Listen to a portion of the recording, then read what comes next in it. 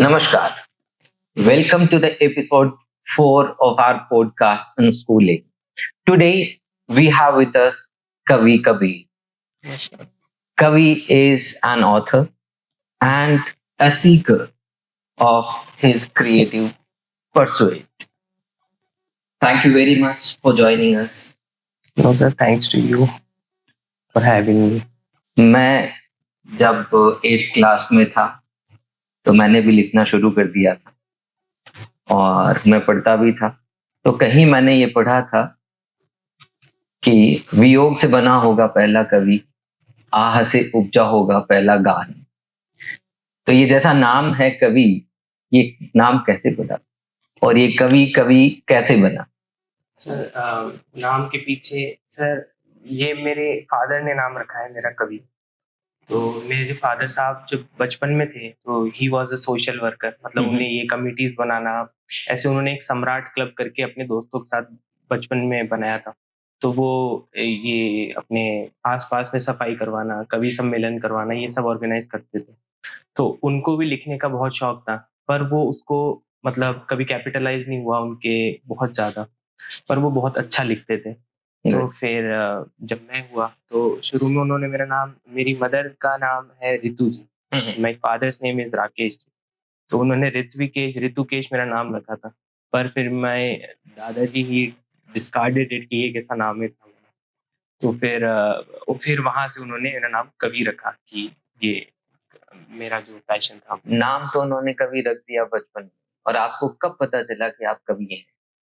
Sir I think 5th class में या 6th class में, क्योंकि मेरा नाम कवि था तो मुझे देखते ही सब लोग नाम सुनते ही पहले ही बोलते थे, "अरे! तू लिखता होगा, कुछ सुना।"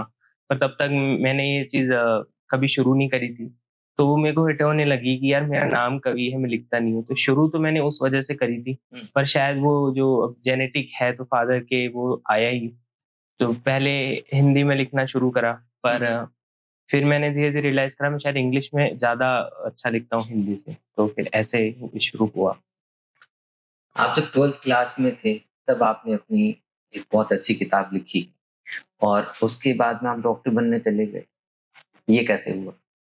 सर ये थोड़ी पहले की कहानी है। जैसे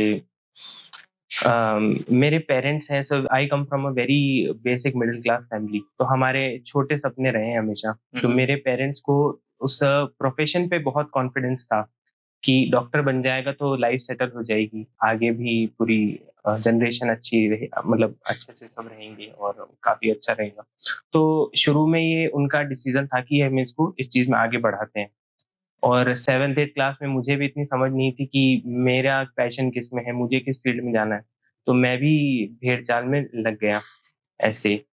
तो पर पर आई विल नॉट से कि my parents were very old school कि उन्होंने मुझ पे फ़ोर्स किया। ये एक म्यूचुअल सी मिस्टेक हो गई सर। शायद बचपन से ही उन्हें मुझसे कन्वर्सेशन करनी चाहिए थी कि आपका इंटरेस्ट किसमें है, और मुझे भी अपने आप को सेल्फ डिस्कवरी में इन्वेस्ट करना चाहिए था कि मेरा इंटरेस्ट किसमें है। ग्रेट। तो मेरे फादर तो जैसे सर मैं कहूँ तो हमेशा आगे की सोच रखते हैं, तो ऐसा उन्होंने कुछ थोपा नहीं। मेरे फादर को सर काफ़ी 4-5 साल पहले उनको लग गया था कि टीवी में अब कुछ नहीं है। उन्होंने टीवी देखना बंद कर दिया कि it is waste of time. अब मेरे पापा बिल्कुल टीवी नहीं देखते, अब वो सिर्फ़ नेटफ्लिक्स ही देखते हैं। तो ये वो हो गया। तो फिर मतलब उन्होंने काफ़ी एक होलिस्टिक पॉज़िटिव अप्रोच रखी थी कि ये कर लेगा, इसका हो जाएगा, but things didn't go as planned. और फिर मैं 11th में गया, तो 11th में सर मेरा फर्स्ट डे मुझे अभी भी वहाँ याद है। इट वाज़ सिर जो वहाँ केमिस्ट्री के टीचर थे, वो उन्होंने कोई क्वेश्चन बोला और वो फर्स्ट डे ही था 11th का। वो वहाँ पे बच्चे, कुछ बच्चे प्री फाउंडेशन से थे, कुछ कहीं से थे। क्वेश्चन बोलते ही बच्चे आंसर देने लगे कि 2.3 पास कर लिया कुछ भी। तो मैं सर कहीं न कहीं उसी दिन समझ गया था, डर गया था काफ़ी ज़्यादा। तो 11th तो सर मेरी बहुत ज़्यादा उस चीज़, मतलब जब तक मुझे समझ में आया कि ये क्या पढ़ाई है, कैसे करना है, वो करना है, तब तक 11th खत्म हो गई थी। भय के माहौल में निकल गया भय के माहौल में उसमें और भय शुरू हुआ कंपैरिजन से कंपैरिज़न से और कि फर्स्ट डे सेल्फ एस्टीम पे चोट हुई। हुँ। हुँ, हुँ। फिर सर 12th में गया तो यहाँ से जो हम फ्रेंड्स को मेरा जो फ्रेंड सर्कल था, हम वहाँ गए एलन में। तो कुछ मुझ में भी इमैच्योरिटी थी, कुछ उनमें भी थी। तो कुछ ना कुछ हमारे बीच में ऐसी लड़ाई हुई या कुछ हुआ, तो मेरा उनसे डिस्कनेक्ट हो गया मैं। तो वहाँ पे फिर मैं अकेला रहने लगा काफ़ी। तो वहाँ मुझे बहुत सारी चीज़ें दिमाग में चलने लगी, हॉस्टल में रह रहा था, एकदम नई जगह है, बच्चे पूरे इंडिया से आए हैं अलग-अलग जगह, कोई बात करने को नहीं है और कई सारी चीज़ें आप पेरेंट्स से बात नहीं कर सकते। तो फिर वहाँ मेरे दिमाग में आया कि मैं बुक लिखना शुरू करता हूँ and I remember it was 14th फरवरी 2022 त्योहार का दिन। Valentine day. उस दिन ही अच्छा। मैंने बुक लिखनी शुरू करी थी और 5-6 महीने बाद मैंने वो बुक कंप्लीट करी थी। तो उस वैलेंटाइन डे पे कुछ रिजेक्शन था क्या जिसने ये बुक लिखने के लिए प्रेरित किया? सर रिजेक्शन तो सर काफ़ी सालों से हो ही रहा था, उस दिन अच्छा। आके शायद लिख दिया मैंने। उस दिन वो फैसला ले लिया कि अब इस दर्द को जो है वो शब्दों में उकेर देते हैं, ऐसा। गुड। तो जैसा आप पिछले 20 साल में बच्चों से बात करके एक चीज़ समझ में मुझे आती है कि बच्चे जो हैं वो अपना फैसला खुद नहीं लेते, इसलिए किसी को वो फैसला लेना पड़ता है। जैसा आप कह रहे हैं कि ये म्यूचुअल वो था कि पेरेंट्स ने कन्वर्सेशन नहीं किया, आपने अपना फैसला नहीं लिया और 10th-12th तक आते-आते 10th के बाद में सब्जेक्ट लेना होता है। Although we assist the students, उनके साइकोमेट्रिक टेस्ट भी करवाते हैं, करियर काउंसलिंग भी करवाते हैं। अनफॉर्चुनेटली वो कोविड वाला टाइम था, तो आपके केस में वो मिस हो गया। लेकिन मैंने ये देखा कि अगर आप अपने फैसले खुद नहीं लोगे, तो कोई न कोई तो लेगा। वो चाचा, मामा, ताऊ, ताई कोई न कोई आएगा और वो फैसला ले लेगा और वो फैसला आपकी जो इनर वॉइस है, उससे तो मैच नहीं कर सकता बिकॉज़ उन्होंने तो आपके साथ समय स्पेंड ही नहीं किया, है ना? They don't know what is going inside. तो वो अवेयरनेस हमें लेके आनी है और वो रियलाइज़ेशन कब हुआ कि यार गलत ट्रैक पे चढ़ गया हूँ? सर जैसे मैंने कहा 11th तो बहुत वैसे निकली। हुँ, 11th साथ में जगल करने में निकल गई। फिर नीट का एग्ज़ाम दिया, उसमें हुआ नहीं। फिर चलो ठीक है ड्रॉप ले लेते हैं। ड्रॉप में आई वाज़ वेरी ऑप्टिमिस्टिक, काफ़ी चीज़ें समझ में आ रही थी। अच्छे से मतलब पिछले 2 साल से तो मैं काफ़ी अच्छे पेस पे कर रहा था। पर कुछ ना कुछ गड़बड़ हुई लास्ट में या जो भी व्हाटएवर फिर मेरा सिलेक्शन नहीं हुआ। तो उस टाइम तक मैंने सोचा था कि अब मैं नहीं करूँगा और मेरे पेरेंट्स भी ये कहा ठीक है अब जो तुम्हें करना है वो आप करो। पर फिर आस-पास कहीं पड़ोस में पता चला कोई दीदी थी उनका 3rd अटेम्प्ट में हो गया था। हुँ, हुँ। तो पेरेंट्स फिर थोड़े होपफुल हो गए कि इसने इतनी मेहनत तो करी है 60-70% ये रास्ते पर आया है, तो एक बार फिर करते हैं। फिर मैं लगा पर सर बहुत ज़्यादा 4-5 महीने करने के बाद मैं काफ़ी डिप्रेस तो नहीं कहूँगा because I was living with my parents, उनका सपोर्ट था हमेशा। पर मैं मेंटली पीस में नहीं था। मुझे लग रहा था कि मैं घूम फिर के ये सर्कल वापस कैसे बन जाएगा। तो आई सेड देम कि अब मैं नहीं करूँगा हुँ, and my parents were very supportive with that um, कि उन्होंने कहा ठीक है अभी आपको जो करना है आप वो करें। तो ये फ़ियर ऑफ फेल्योर था या जो संघर्ष है उसमें you are not totally invested into? हम किससे डरे? डरा सर मैं फेलियर से भी डरा था, पेरेंट्स के एक्सपेक्टेशन से भी डरा था कि आस-पास में सब बच्चे कर रहे हैं, रिलेटिव्स में किसी का हो गया और मेरे पेरेंट्स को बहुत ज़्यादा उम्मीदें थीं।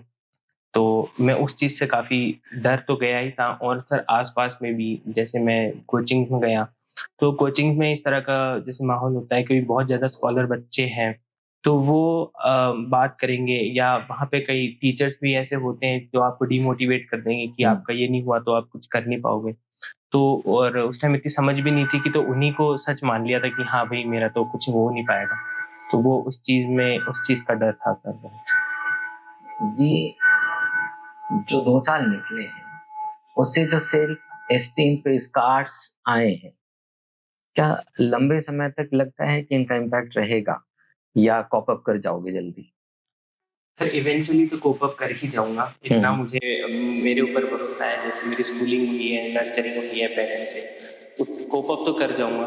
पर कब वो थोड़ा अनसर्टेन है, शायद 5 साल में कई चीज़ें ऐसा होती है सर मैं 2 दिन में भी उसे समझ जाता हूँ, कई चीज़ें सालों लग जाते हैं। तो तो इस कोचिंग वाली जर्नी में जो चैलेंजेज़ आए, हुँ। उन्होंने लाइफ के पर्सपेक्टिव को कैसे चेंज किया? तो सर सबसे पहले तो यही कि 2 बहुत छोटे से ब्यूटीफुल वर्ड्स हैं येस एंड नो। हुँ, हुँ। इनको सही समय पे करेजफुली यूज़ करना हमें सीखना चाहिए, क्योंकि ये they can both mess and miss opportunities that are provided to you. तो वही हुआ, अगर मैं उस टाइम डिसीजन ले लेता कि मेरा शायद इसमें इंटरेस्ट नहीं है, नो बोल देता, तो पेरेंट्स भी समझते और मेरा अभी शायद मैं और एलिवेटेड उस पर होता स्टेज पे। और एक तो ये सर है कि कभी भी डरना नहीं है जो आपको सही लगे उससे। और चैलेंजेस सर जैसे मैंने बुक लिखी थी, तो बुक लिखी थी तो सर बुक का एक कहीं ना कहीं वो इंटेंशन ये था कि मैं बुक लिखूंगा, फिर जैसे मेरे आसपास वाले दोस्त पढ़ेंगे, क्योंकि मेरा एकेडमिक के लिए तो कुछ हो नहीं रहा था, तो मुझे लगा मैं बुक लिखूंगा तो सब थोड़े अप्रिशिएट, अरे भाई कवि ने फिर बुक लिख दी, ये कर दिया वो कर दिया। तो वो मेरा इंटेंशन शायद रॉन्ग था, मैं अप्रिसिएशन के लिए लिख रहा था अलग, एक्सटर्नल वैलिडेशन हाँ सीख करने के लिए बुक लिखी। तो वो बुक उतनी, जैसे उस टाइम हॉस्टल में था, जब जितने पैसे सेव हुए, कुछ एक देव दोस्त है मेरा, उससे उधार लिए, हम बुक प्रिंट कराई, 4-5 कॉपीज दी, ज़्यादातर लोग जिन टीचर्स को दी, कुछ को दी, वो पढ़ नहीं पाए काम के सिलसिले में कैसे। तो वो तो फिर मुझे लगने लगा कि यार I failed in this too, but अब मुझे रियलाइज हो रहा है कि मैंने वो बुक लिखी थी अपने आप को उस जोन में से हटाने के लिए कि मैं अकेला हो गया था। तो recognition may be is not success, I wrote it that mattered much for me. Honestly speaking मैं खूब सारी बुक्स पढ़ता रहता हूँ, है ना, और मैंने आपकी बुक को पढ़ा तो आपने बड़े सुंदर तरीके से लिखा है, and to be precise it's a different genre, and उसमें सेंस ऑफ ह्यूमर भी है, उसमें क्रिटिसिज्म भी है, उसमें कहीं वो खिन्नता भी है। तो आपने अपना एक अलग स्पेस बनाने की दिशा में पहला कदम तो उठा लिया, तो इसको आगे लेके जाया जा सकता है, but it is all about your self, it's not about external things. जो कवि है या जो ऑथर है, जो राइटर है, वो उसका एक्सप्रेशन है that comes in the form of poems and books and all these things। उसके बाद में लोग अपने अपने तरीके से उसको इवेलुएट करते हैं, जिसकी जो समझ है उसको हमें देखना चाहिए कि अगर इसमें से कुछ लेना है तो ले लेते हैं, नहीं तो लोग क्या कहते हैं, लोग क्या सोचते हैं, उसका कोई ज़्यादा फर्क नहीं पड़ना चाहिए। लोग टेम्परेरी फेजेस हैं लाइफ के, जिसपे कुछ लोग हैं, there are certain set of people now and after 2 years they won't be there, and maybe in the entire life cycle you won't get the chance to see those people। तो हम उन लोगों के लिए अपने आप को परेशान करते रहते हैं। Going forward, how will you balance this creative pursuit with your career goals? अभी सर जैसे मैंने नीट की तैयारी छोड़ी, तो मैं वापस बहुत जल्दी डिसीजन नहीं लेना चाहता था कि इसमें चला जाऊँ, उसमें चला जाऊँ। That's why I came back to you, I joined internship here. अभी मैं बहुत चीज़ें एक्सप्लोर कर रहा हूँ। शुरू मैंने कंटेंट राइटिंग में किया था, I am learning video editing here, I am learning how to shoot things here, काफ़ी सारी चीज़ें। तो अभी सर मेरा एक्सप्लोरिंग स्टेज है। मेरी कोशिश पूरी यही रहेगी कि मैं आगे अपने पैशन को ही अपने प्रोफेशन से अलाइन करूँ। तो सर अभी तो मेरा वो एक्सप्लोरिंग स्टेज है, मैं उसमें कहूँगा। और यहाँ आने के बाद सर जैसे मेरे को कुछ चीज़ें वो भी समझ आ गई कि चलो ये तो मुझे नहीं करना, तो वो भी एक मैं उसको एसेट की तरह ही लूँगा कि ये तो नहीं करना। हो सकता है मेरे को ये चीज़ बाद में समझ आती, फिर कुछ गड़बड़ हो जाती। हाँ, मेरे पास बहुत अच्छा क्लियर आंसर शायद नहीं होगा, क्योंकि सर मैं शायद आगे जाके ये चीज़ें सीखूँगा। I will give an answer to this question maybe after 5-6 years to you. Saying yes to every opportunity is not necessity। तो अगर वो रियलाइजेशन भी हो जाता है कि जो चीज सामने आ रही है, सारी चीजों को हाँ नहीं करना, ना भी करना आना चाहिए, और हाँ किसके लिए करना है और कब करना है, that is also preparation. So you are preparing for that journey. आपकी बुक का टाइटल है the perfect life, the perfect back bencher. Tell me something about this book and why the title? Title sir title बहुत random ही आ गया था। जैसे sir मेरा एक दोस्त है सार्थक, तो हम जब इधर स्कूल में थे तो वो हमारे साथ पीछे बैठता था, but he was the topper of class, he was good in sports, he was technically very sound in this computer skills, तो he was an ideal backbencher for me. तो कहीं न कहीं वो शायद उससे मुझे को आइडिया आया कि बैक बेंचर वाली चीज़ है। फिर मैं जैसे बहुत चीज़ों से कोप अप कर रहा था उस टाइम पे, लोनलीनेस कि मन नहीं लग रहा, ये नहीं लग रहा। तो फिर मुझे वो लगा कि ये मेरे को लाइफ ही सिखा रही है, अपने आप तो कुछ हो नहीं रहा। तो मैंने एक वो ऐसे इमेजिन कर दिया कि लाइफ भी एक आइडियल बैक बेंचर है, वो हर चीज़ में आगे है, वो कनिंग है, वो स्वीट भी है, वो मतलब सब कुछ है लाइफ। आप उसको एक्सप्लेन ही नहीं कर सकते वर्ड्स में। लाइफ कई जगह आपको धुतकार के फेंक देगी, कई जगह आप सोचोगे कि अभी सर जैसे बुक मैंने लिखी थी कि तो ये हो जाएगा, बट वो हुआ नहीं। But I never thought I will come in a podcast, at least not at this early age, और मैं यहाँ हूँ। तो ये लाइफ के ही वो स्लिंग शॉट है जो मेरे ऊपर फायर हुए, तो वहां से टाइटल आया था। और बुक सर पूरी मैंने काफी प्योर इमोशंस लिखने की कोशिश करी, जो मन में आया वो लिख दिया। हाँ, रो इमोशंस है। हाँ, एंड आपने जो शब्द हैं उनको चुनने में भी कोई कोताही नहीं बरती है, और जो आया उसको एज इट इज आपने बुक्स में एक्सप्रेस भी किया है। तो the way it comes you should respond to it instead of reacting to the things. Who has been your support system through these turbulent times of your life? Sir I have been grateful enough कि समय के साथ साथ मेरे साथ कोई ना कोई एक मेंटर रहा है। कभी मदर रही मेरी, मेरे फादर के साथ मेरा उतना वर्बल कम्युनिकेशन नहीं है, but back of the mind मुझे हमेशा पता है कि उनका सपोर्ट है।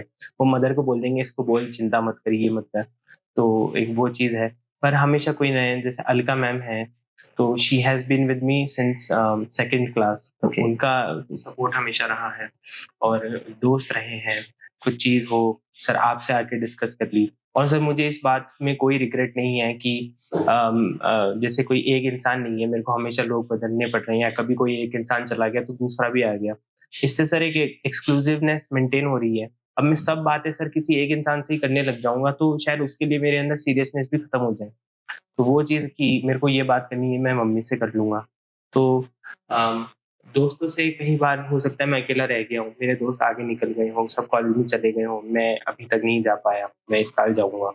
तो बट हमेशा कोई ना कोई रहा है, कभी मदर रही है, कभी फादर रहे हैं, इवन मेरा छोटा भाई रहा है, दोस्त रहे हैं, टीचर्स एक सपोर्ट सिस्टम की तरह हमेशा रहे हैं। तो हम ये कह सकते हैं कि जीवन अगर संघर्ष दे रहा है तो सहारा भी साथ में भेज रहा है। Great.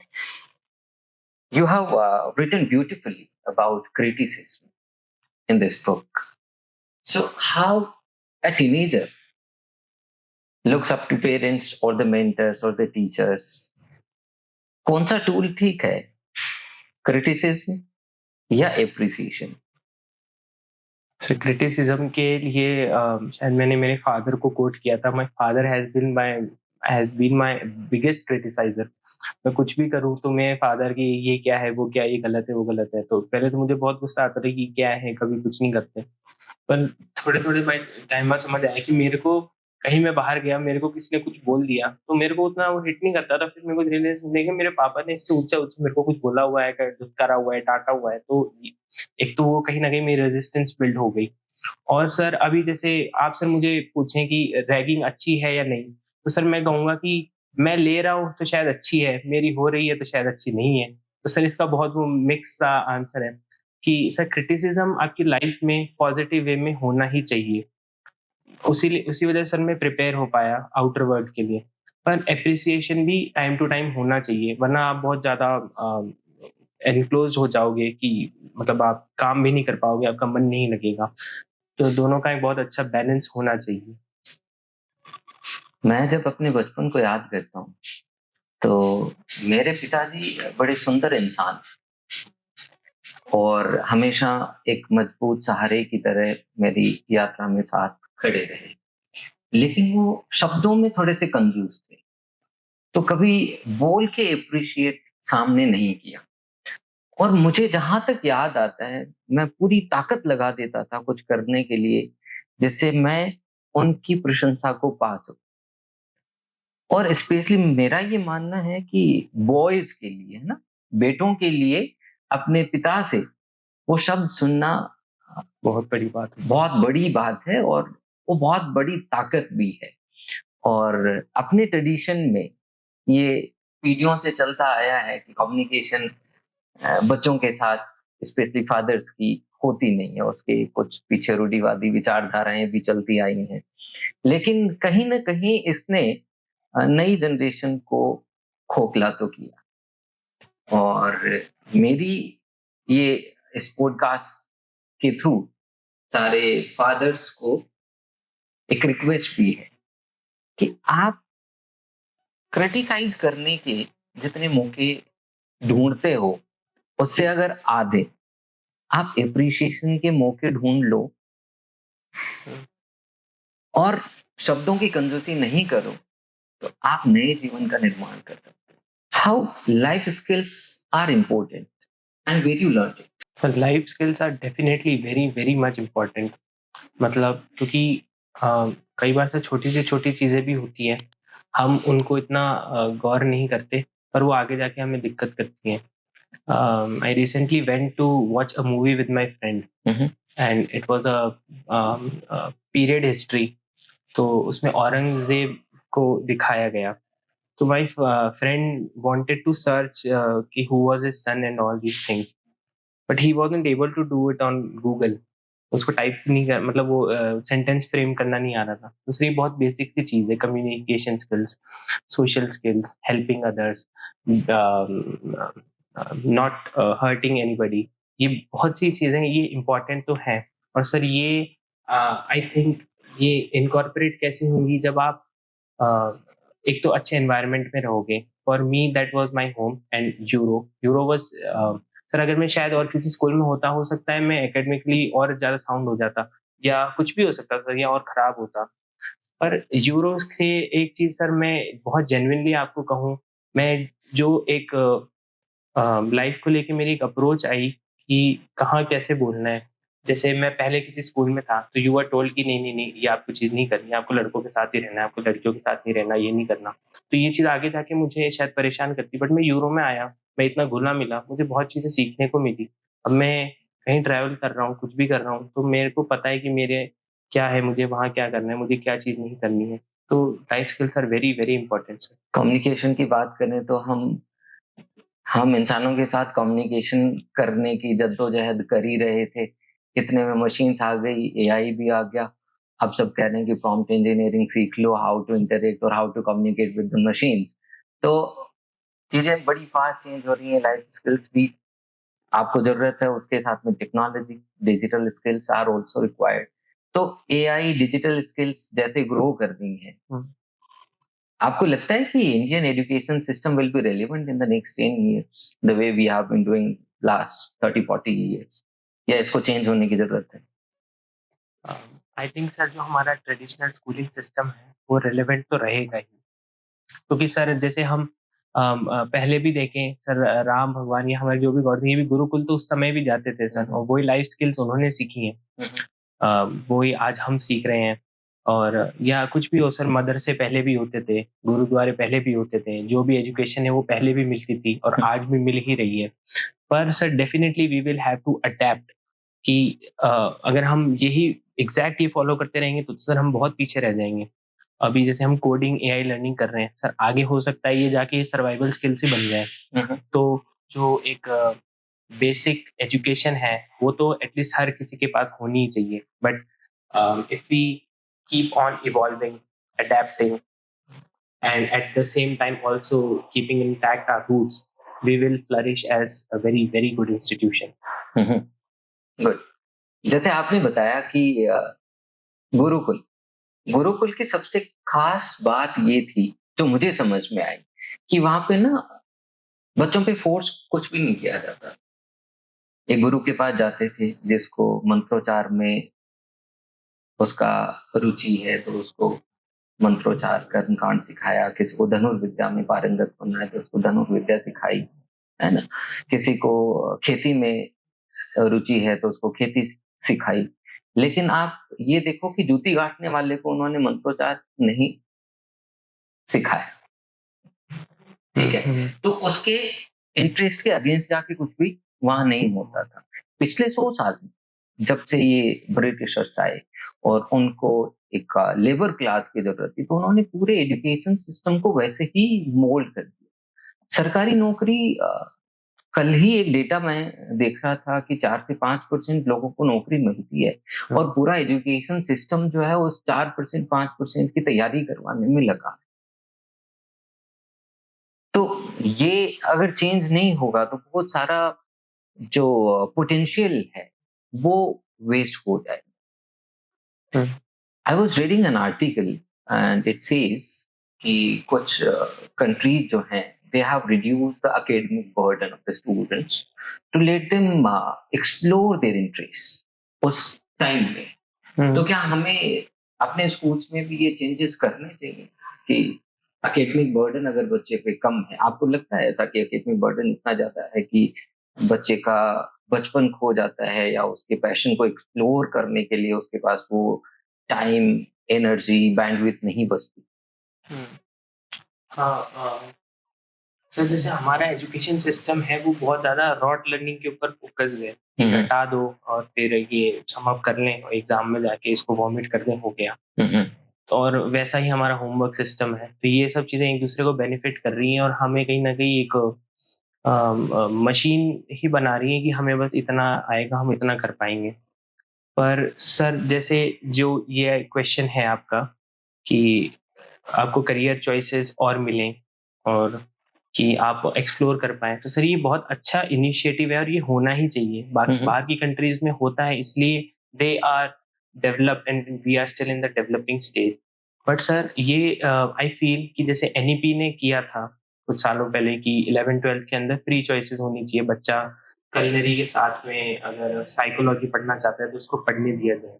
पर sir is it really effective? क्योंकि सर जैसे मेरा मेरा नीट में नहीं हुआ, तो फिर I wanted to try different career path, but I could not because I didn't have maths in my 11-12।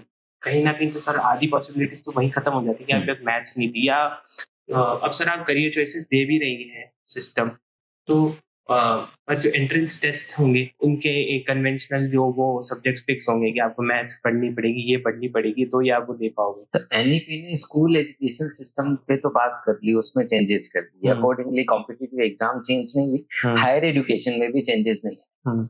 तो हम एक नई यात्रा की शुरुआत तो करते हैं, लेकिन उस यात्रा का दूसरा जो पड़ाव है उसकी तैयारी नहीं हो पाई, तो वो गैप क्रिएट हो गया और वो बच्चों में कंफ्यूजन भी उस चीज को लेके आ रहा है। ये बुक जब मैं पढ़ रहा था, you wrote about happiness, why happiness, and that is the ultimate goal of life for everything we are doing, we are doing it to seek happiness. आपका क्या मानना है हैप्पीनेस को लेके? What do you think? Sir happiness हर किसी की life में होनी ही चाहिए, everybody has a right to be happy. तो सर बेसिक कोर तो यही था, क्योंकि मैं उस टाइम में शायद मेरे को फील करता था मेरा मन नहीं लग रहा है, मैं ये नहीं कर रहा हूँ, वो नहीं कर रहा हूँ, तो बेसिक आइडिया तो वो था। बट व्हाई ओनली हैप्पीनेस, ये भी लिखा है। हाँ सर, व्हाई ओनली हैप्पीनेस, तो सर ये बहुत बेसिक सा मेरे दिमाग में लॉजिक आया था कि अभी सर जैसे मैं कैसे भी पैसे कमा लूँ, कुछ भी कर लूँ, तो कोई भी आके बोल जाएगा कि अरे इसने तो ये कुछ 2 नंबर का काम किया है, ये किया है, वो किया है। पर मैं खुश हूँ, वो मेरा राइट है, तो मेरे को कोई आके कैसे बोल देगा कि अरे इसने तो कुछ गुट्टी पी है कि ये खुश हो गया, वो चीज़ तो होगी नहीं। तो हैप्पीनेस तो बहुत बेसिक सी चीज़ है, राइट है, तो वो इसलिए हैप्पीनेस ज़रूरी है। आपको पूरे अपने एफर्ट्स देने चाहिए कि मैं खुश रहूँ, अपने आस-पास वालों को खुश रखूँ। तो हाँ सर, ये इसलिए हैप्पीनेस ज़रूरी है। हम खुद को तो खुश रख सकते हैं, लेकिन आसपास वालों को खुश रखना हमारी जिम्मेदारी नहीं है। Every individual has the responsibility towards himself or herself to keep happy. And if we are happy, this is the energy that is contagious. It is spreading. If you are happy, if you are peaceful, what you'll spread, what is your inside will go outside. तो मेरा ये मानना है कि if you are happy at peace, you are sharing the energy with the people. So you should not put extra efforts to keep people happy. What is one piece of advice to your younger self? Younger self, एक तो हाँ sir, जैसे मैंने पहले कहा, yes and no बोलना सही समय पे आपको आना चाहिए, और कभी डरना नहीं है, आप कुछ गलत काम नहीं कर रहे हैं। और सर, स्कूल से आते ही टिफिन निकाल देना, थोड़ी मार कम पड़ेगी। सर अभी तो बेसिक मैं यही कहूँगा, जितना मैंने लाइफ को समझा है। तो सबसे ज़रूरी चीज़ कहीं न कहीं मुझे यही फ़ील हुई कि आधी चीज़ें मेरी प्रॉब्लम खत्म हो गई होती अगर मैं सही समय पे नो बोल देता या येस बोल देता। तो मैं सबसे बड़ा लाइफ लेसन अभी तो मेरे लाइफ में यही लेके चल रहा हूँ। Great. Nice talking to you. It was amazing to know what is there inside a creative and young mind. Thank you very much for joining thank you us. So much sir. Creativity और career के संघर्ष की कहानी को सुनने के लिए कवि के साथ मेरा ये एपिसोड पॉडकास्ट है अनस्कूलिंग का। फॉलो करें, सब्सक्राइब करें और शेयर करें। मैं आपके कमेंट का भी इंतजार करूंगा नेक्स्ट एपिसोड में आप इस पॉडकास्ट में किसको सुनना पसंद करेंगे। Thank you very much.